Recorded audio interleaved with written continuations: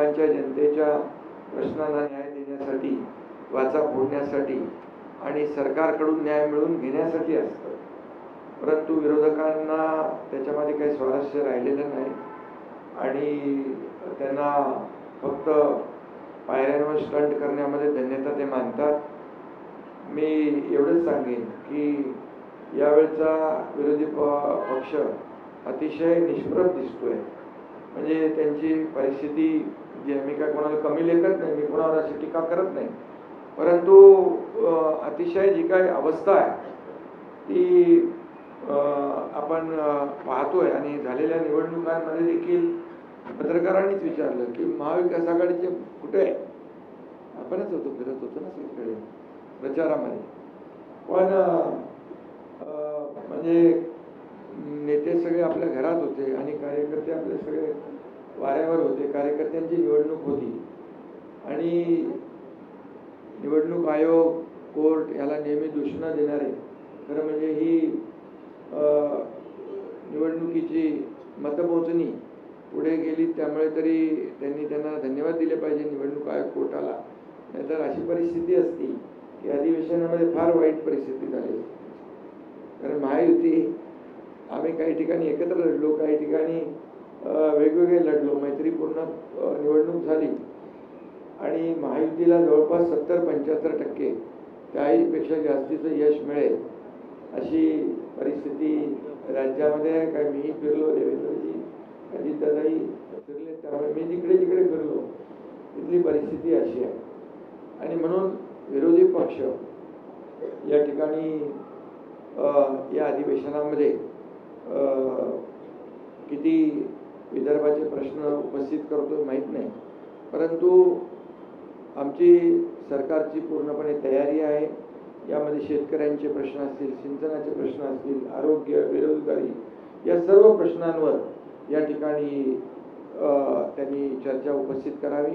सरकार पूर्णपणे त्यांच्या चर्चेला उत्तर देईल. जरी विरोधी पक्ष संख्येने कमी असला तरी सुद्धा आम्ही त्यांना अंडर एस्टिमेट नाही करत आणि त्यांना आम्ही गांभीर्यानेच घेऊ. तसं म्हणजे आम्ही लोकशाहीमध्ये विरोधी पक्षाला देखील त्यांचाही मान सन्मान ठेवणारे आहोत. फक्त एकच आहे की लोकांच्या प्रश्न राहिले बाजूला, विरोधी पक्षनेता द्या. विरोधी पक्षनेता का देत नाही, विरोधी पक्षनेता का? मुख्यमंत्र्यांनी सांगितलं होतं की ते अधिकार अध्यक्ष आणि सभापतींचे आहेत, पण जनतेने त्यांना जे काही नाकारलं, झिडकारलं, विरोधी पक्षनेता बनणे एवढे पण संख्याबळ नाही दिलं. त्यांनी आत्मचिंतन, आत्मपरीक्षण केलं पाहिजे. लोकसभेमध्ये पण गेल्या मागच्या वेळेस विरोधी पक्षनेता संख्याबळ नव्हता म्हणून नाही मिळालं. यावेळेस लोकसभेत विरोधी पक्षनेता मिळाला. त्यामुळे त्यांनी प्रयत्न केला पाहिजे पुढच्या वेळेसाठी की विरोधी पक्षनेते एवढे तरी संख्याबळ कसं मिळता येईल. संख्याबळ मिळवा आणि कमवा आणि विरोधी पक्ष मिळवा, पण तरी सुद्धा हा अधिकार पूर्णपणे अध्यक्षांचा आणि सभापतींचा आहे. आमचा कुठलाही त्याला विरोध नाही आणि आम्ही कुठल्याही परिस्थितीमध्ये या ठिकाणी जे काही लोकशाहीमध्ये जे आपल्याला करायचं आहे किंवा जे काही निर्णय घ्यायचे, लोकशाही मानणारे आम्ही आहोत. आणि त्यामुळेच 2.5 वर्षामध्ये जे महायुतीने काम केलं त्याची फलश्रुती विधानसभेच्या झालेल्या निवडणुकीत आम्ही टीम म्हणून काम केलं, त्याची फलश्रुती पाहिली. कारण अनेक जे काही स्पीड ब्रेकर टाकले होते महाविकास आघाडीने ते आम्ही उकडून टाकले. लोकाभिमुख कल्याणकारी योजना केल्या आणि त्यामुळेच या राज्यामध्ये लँडस्लाईड मॅन्डेट मिळालं. देवेंद्रजी आता मुख्यमंत्री आणि आम्ही ते टीम म्हणून काम करतोय. आपण 1 वर्षाचा देखील पाहिलं की जो कार्यकाळ, 1 वर्षातले निर्णय पाहिले, 2.5 वर्षाचे निर्णय पाहिले, 3.5 वर्षामध्ये जे काय काम केलेलं आहे ते जनतेसमोर आहे. आणि त्यामुळे हा लेखाजोखा जो आहे हा जनतेसमोर आहे. विरोधी पक्षाकडून आम्हाला एवढीच अपेक्षा आहे की लोकांचे प्रश्न मांडा. हे काय विरोधी पक्ष नेत्याच्या खुर्चीसाठी, आमची लढाई खुर्चीसाठी कधीच नव्हती. आमचा अजेंडा खुर्ची नाही आहे. आमचा अजेंडा लोकांनी, ज्या लोकांनी आम्हाला खुर्चीत बसवलं आहे त्या लोकांचे प्रश्न सोडवणे, त्यांना त्या समस्यांचा उलगडा करणे, त्यांना न्याय देणं हा आमचा अजेंडा आहे. आणि त्यामुळे निवडणुका झाल्या आम्ही ताबडतोब कामाला लागलो. कुठला आपला एक पहिला प्रकल्प आपण तिथं गेलो. हे निवडणुका झाल्या आता मुंबईमध्ये ऑरेंज गेट तो टनेल आम्ही ताबडतोब काम सुरू केलं. त्यामुळे आम्ही काम करणारे आहोत. ते स्पीड ब्रेकर टाकणारे, त्यांचा पाय ब्रेकवर आहे, आमचा पाय एक्सिलेटरवर आहे. आणि त्यामुळे विकासाचं जे काय आम्ही काम पुढे नेतोय याच्यातून विरोधी पक्षाने थोडा बोध घेतला पाहिजे. हे काय सारखं जळजळ मळमळ जळी स्थळी, आता काय ते विरोधी पक्ष नेता देत नाही, मग उपमुख्यमंत्री पद रद्द करा. अरे मी मुख्यमंत्री होतो तेव्हाही मला घटनाबाह्य मुख्यमंत्री म्हणायचे, आता उपमुख्यमंत्री आताही घटनाबाह्य. अरे काय लावलंय? इतक्या वर्षाचा अभ्यास तरी करा. इतक्या वर्षे राज्यामध्ये काय काय कुठली कुठली पदं होती आणि कसा कारभार चालला. महाविकास आघाडीमध्ये आणि उपमुख्यमंत्री पद होतं ते काय घटनाबाह्य होतं का? इतक्या वर्षाचं जी काय पद आहे ती घटनाबाह्य आहे. थोडा अभ्यास करून कायद्याचा मागचे रेफरन्स सगळ्या गोष्टी माहिती घेऊन बोललं पाहिजे. फक्त आपला एकच जळी स्थळी काष्टी पासेन एकनाशीन.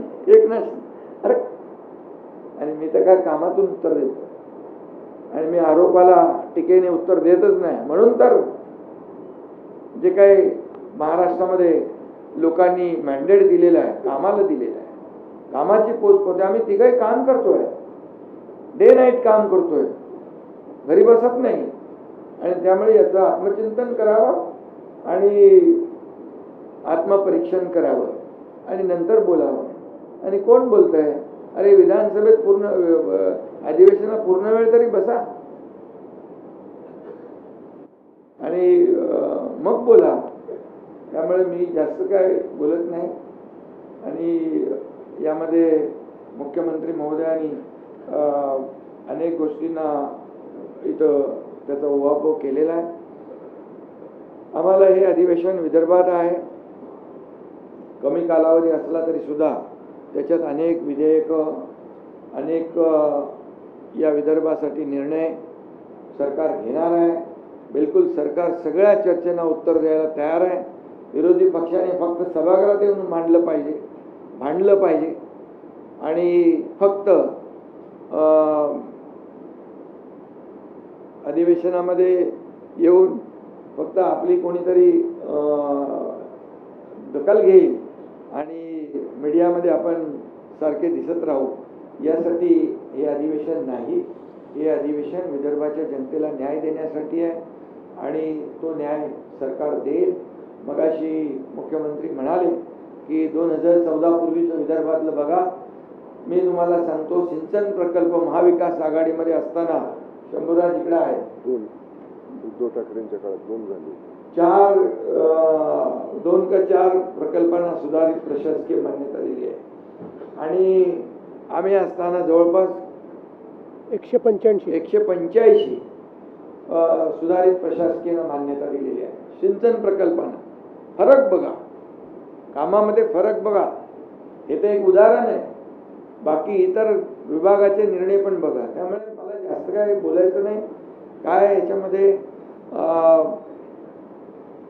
शासनाचं कर्तव्य असतं लोकांना न्याय देणं, या जनतेच्या अपेक्षा पूर्ण करणं, जनतेच्या समस्या सोडवणं. आणि मग सर्वसामान्यांचं सरकार म्हणून आम्ही म्हणतो, विकासाला देखील आम्ही चालना देतोय. आज महाराष्ट्र GDP मध्ये नंबर 1 ला आहे, स्टार्टअप मध्ये नंबर 1 ला आहे, परदेशी गुंतवणुकीत नंबर 1 ला आहे, सगळ्या क्षेत्रात नंबर 1 आहे. आणि म्हणून आज जे काही याला म्हणजे जाऊ द्या, वाहवा सोडून द्या किंवा चांगलं काम करताय हे बोलायचं सोडून द्या, पण टीका तरी तुमची सकारात्मक असावी.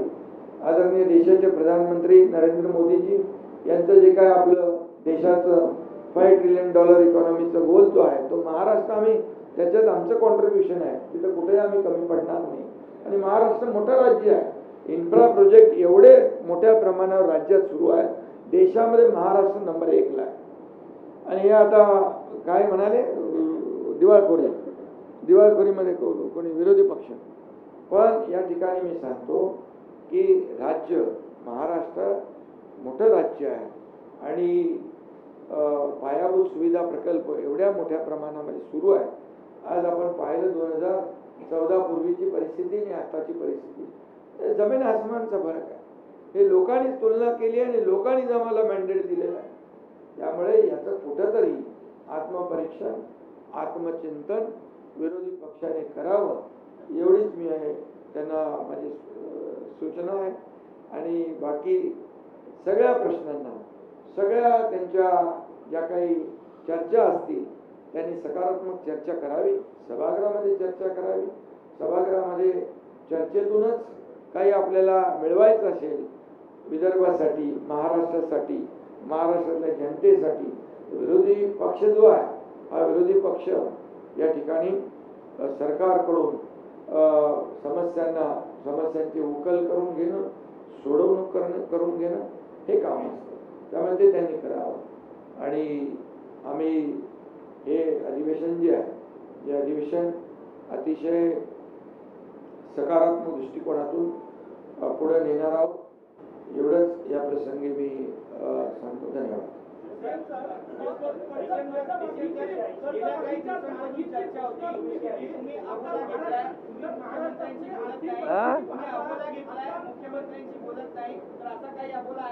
आता आम्ही काय करतो, रोज एकमेकांना फोन करतो ना, त्याचं तुम्हाला रेकॉर्डिंग पाठवतो. नाहीतर मग रोज फोटो टाकून इंस्टाग्रामवर टाकतो, नाहीतर मग हास्य जत्रेला झाला.